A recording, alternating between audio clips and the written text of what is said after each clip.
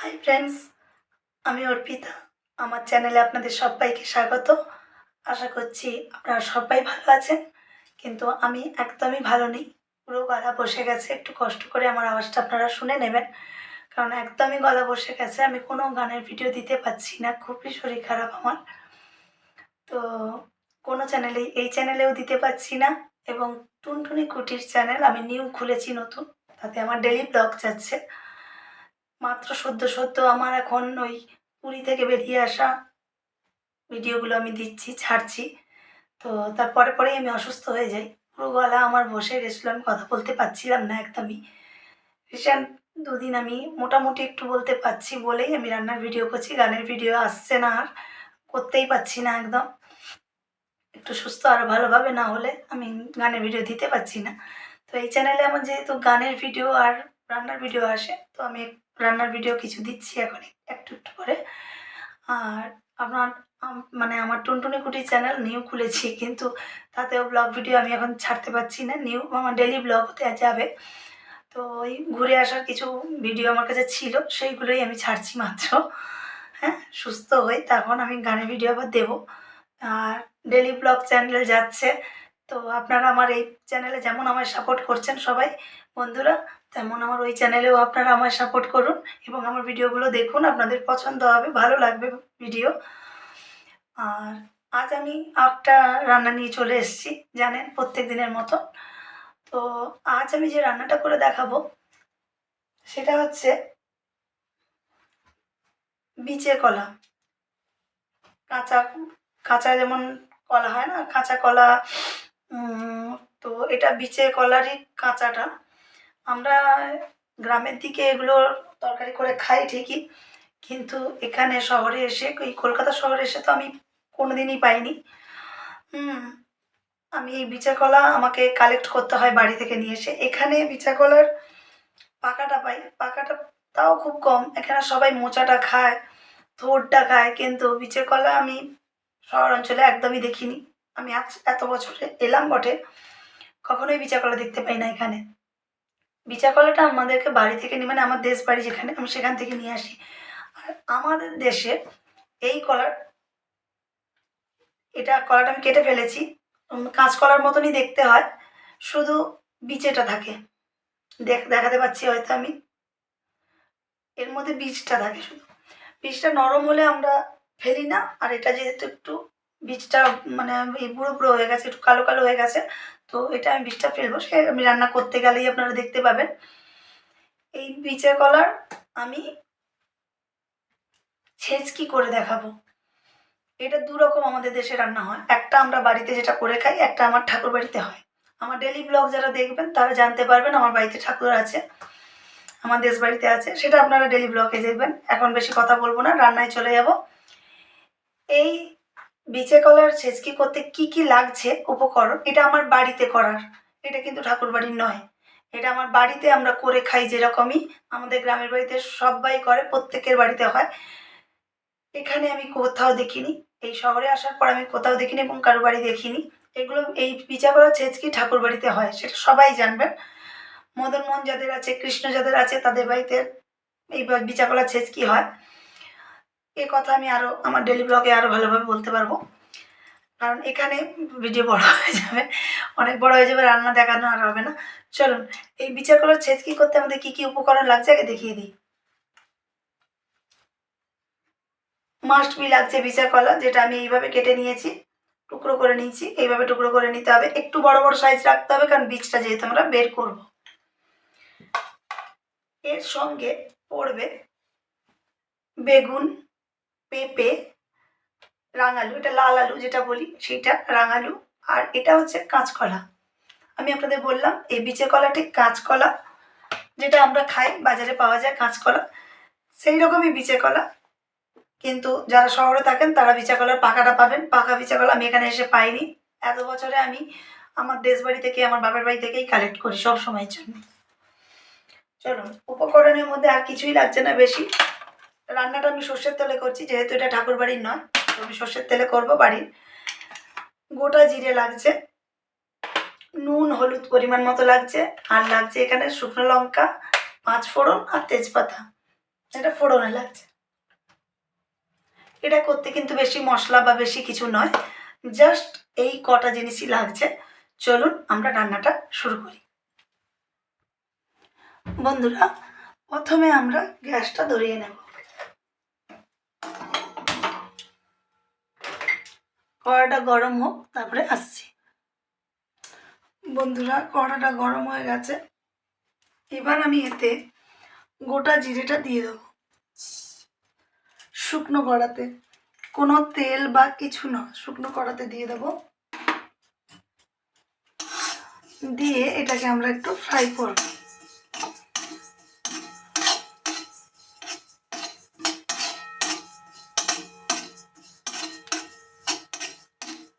শুকনো কড়াতে জিরেটাকে আমরা ফ্রাই করব। এটা কিন্তু সাজিরে নয়, এমনি জিরে, যেটা গোটা জিরে আমরা রান্নাতে ব্যবহার করি, এটা সেটাই।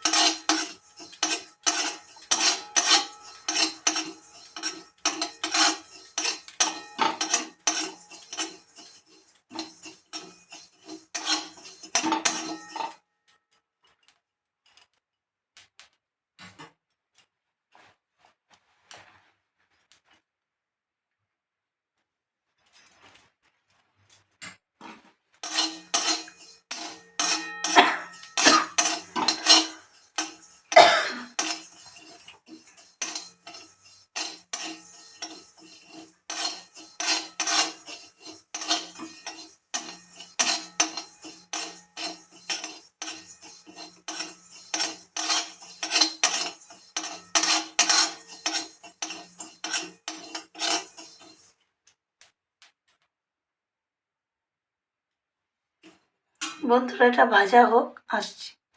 বন্ধুরা, জিরেটা ফ্রাই হয়ে গেছে। বেশি ফ্রাই করলে আবার তিতা হয়ে যাবে, তো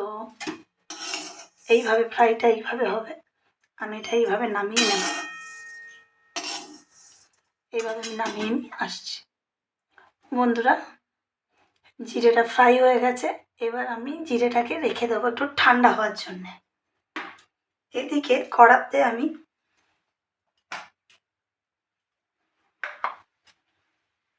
এই জলটা দিয়ে দেবো। এই জগের 1 জগ।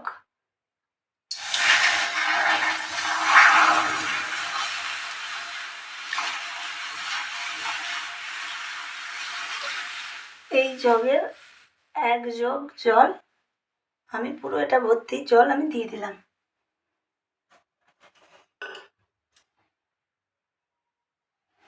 এরপর এতে আমি এই জলে নুন পরিমাণ মতো, আপনাদের কাছে সবজির পরিমাণটা যেমন থাকবে আপনারা সেরকম দেখে নুনটা দেবেন।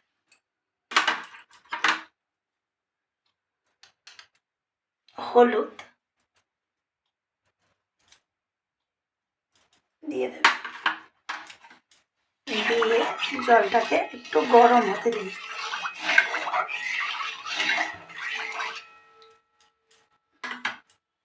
হালকা উষ্ণ জলটা একটু গরম হবে, হোক, তারপরে আসছি। বন্ধুরা, জলটা কিছুটা গরম হয়ে গেছে। এবার আমরা প্রথমে বিচে কলাটা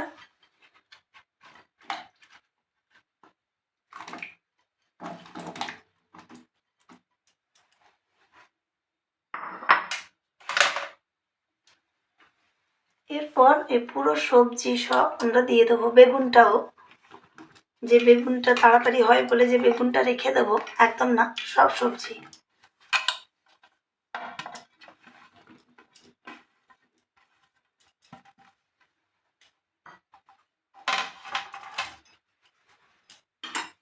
এই সব সবজি আমরা জলের মধ্যে দিয়ে দিলাম।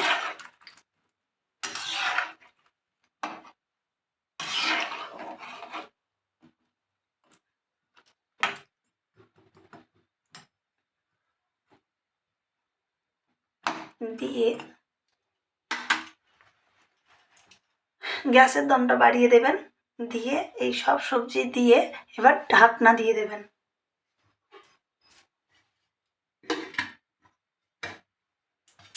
এইভাবে ঢাকনা দিয়ে দেবেন, দিয়ে এবার বেশ কিছুক্ষণ এটা সেদ্ধ হতে দেবেন।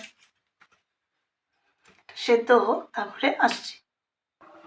বন্ধুরা, ওদিকে সবজিগুলো সব সেদ্ধ হচ্ছে, আর এদিকে আমি এই যে ভেজে রেখেছিলাম জিরেটা, এটা গুঁড়ো করে নেব।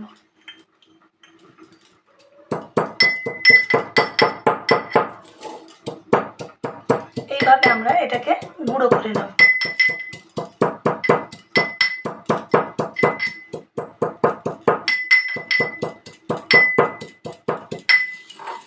এইভাবে আমি গুঁড়ো করে নিই, তারপরে আসছি। বন্ধুরা, গুঁড়ো হয়ে গেছে।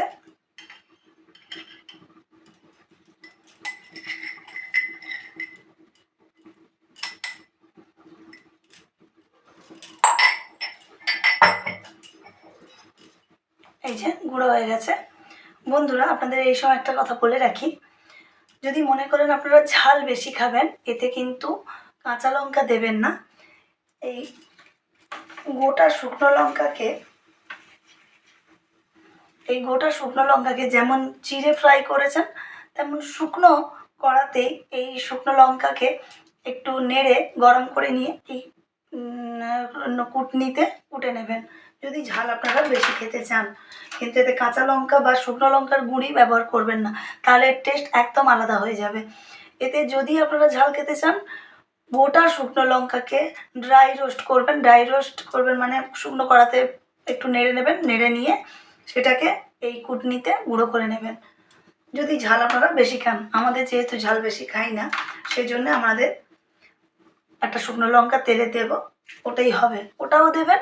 এবং কুটনিতে গুঁড়ো করে নিয়েও আপনি যদি বেশি ঝালটা খান তখন দেবেন। চলুন তাহলে সেদ্ধ হোক, আসছি। চলুন বন্ধুরা, ঢাকনাটা খুলে দেখি কতটা কি হয়েছে।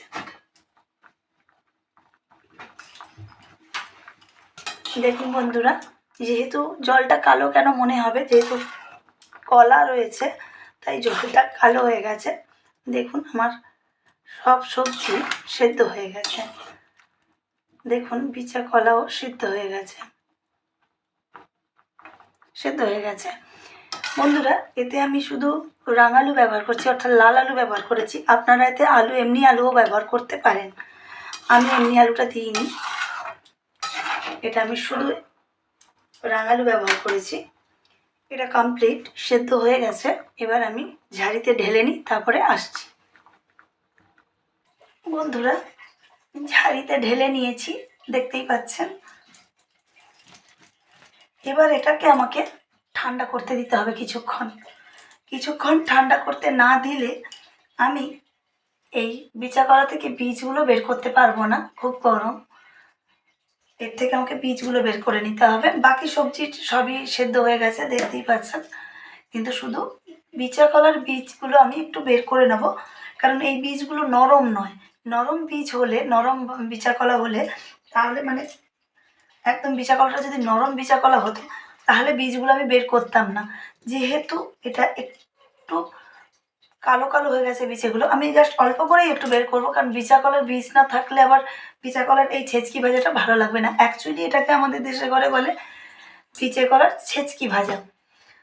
তো এটা আমি আমাদের ওখানে তো এটা ফেমাস, আমাদের দেশে বাড়িতে। এখানে তো কলকাতার এখানে কোথাও পাই না বিচা কলা। আপনাকে তো আগেই গল্প শোনালাম, কোথাও পাই না এখানে, এত বছর এসেছি। ঠিক আছে, আমার এটা ঠান্ডা হোক কিছুক্ষণ, তারপর আমি বীজগুলো যখন বের করবো আপনাদের দেখাবো। চলুন ওকে কিছুক্ষণ ঠান্ডা হতে দিই। বন্ধুরা, এই বিচা কলার বীজটা আমি কিছুটা বের করে নেব, কারণ এটা যেহেতু কলাটা নরম নয়, তাই বিচাটা শক্ত হয়ে গেছে। বীজটা দেখতেই পাচ্ছেন, বীজটা শক্ত হয়ে গেছে। আমি পাইনি ছোটোটা, কারণ বাড়িতে যেরকম আমার শ্বশুরমশাই পেয়েছেন সেরকমই এনে দিয়েছেন, পাঠিয়ে দিয়েছেন। কারণ আমি যেতে পারিনি। আপনারা আমার টুনটুনি কুটির চ্যানেল দেখলেই বুঝতে পারবেন। আমার হাজব্যান্ড বাড়ি গেছিলো, তো ওখান থেকে নিয়ে এসছে। তো আমি জানি ভিডিও করব বলে নিয়ে এসেছিলাম। অল্প অল্প একটু রাখবো, একদম আবার ফেলে দিলে ভালো লাগবে না। কারণ বিচা কলা ছেচকি ভাজাতে বিচা কলার এই বীজটা খুব টেস্টি, ছোটোবেলা থেকে তাই জেনে এসছি। তো অল্প করে একটু রেখে দেবো, একটা দুটো, বেশিটা ফেলে দেবো কারণ বীজটা একদমই শক্ত হয়ে গেছে। বীজটা নরম থাকলে আরও ভালো লাগে। এইটা আমরা বাড়িতে করে খাই এইভাবেই, কিন্তু ঠাকুর বাড়িরটা একটু অন্যরকম হয়, সেটা অন্য একদিন। এইভাবে আমি বীজগুলোকে ফেলে দেবো।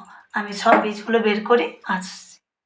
বন্ধুরা, গ্যাস ধরিয়ে দিয়েছি, কড়াটা গরম হোক, আসছি। বন্ধুরা, কড়াটা গরম হয়ে গেছে। এবার আমি এতে কিছুটা পরিমাণে সর্ষের তেল দিয়ে দেবো।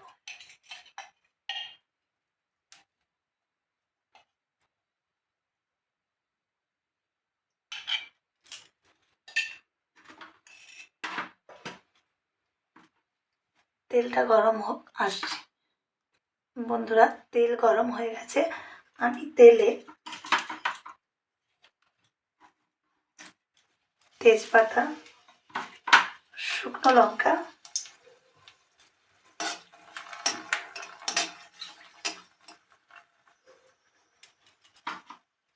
আর 5 ফোড়নটা দিয়ে দিচ্ছি।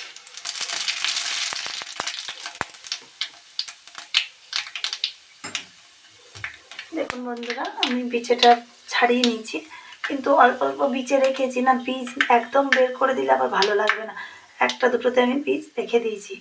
এইবারে আমি এই সবগুলো দিয়ে দেবো।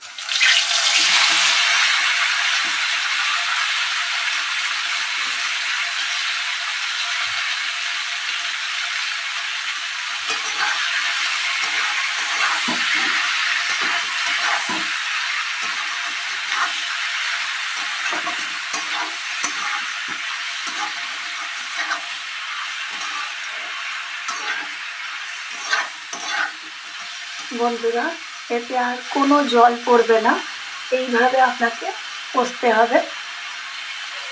এইভাবে দেখুন সব সেদ্ধ হয়ে গেছে, আমি শুধু কষতে থাকবো, শুধু কষতে হবে, কষে একদম ভাজা ভাজা করতে হবে। তাহলে কষতে থাকি, তারপরে আসছি। বন্ধুরা, এটা এখনো কমপ্লিট নয়, তবু আমি দেখাচ্ছি। এইভাবে একদম জল আর কিচ্ছু পড়বে না, তেল মশলা কিচ্ছু না। তখন থেকে আমি এইভাবে এটা ফ্রাই করে চলেছি। এইভাবে এটা ফ্রাই হবে। এর মধ্যে আমি ভাজা জিরেটা এখনই দিয়ে দিচ্ছি, কারণ একদমই সব কিছু সেদ্ধ গলে গেছে।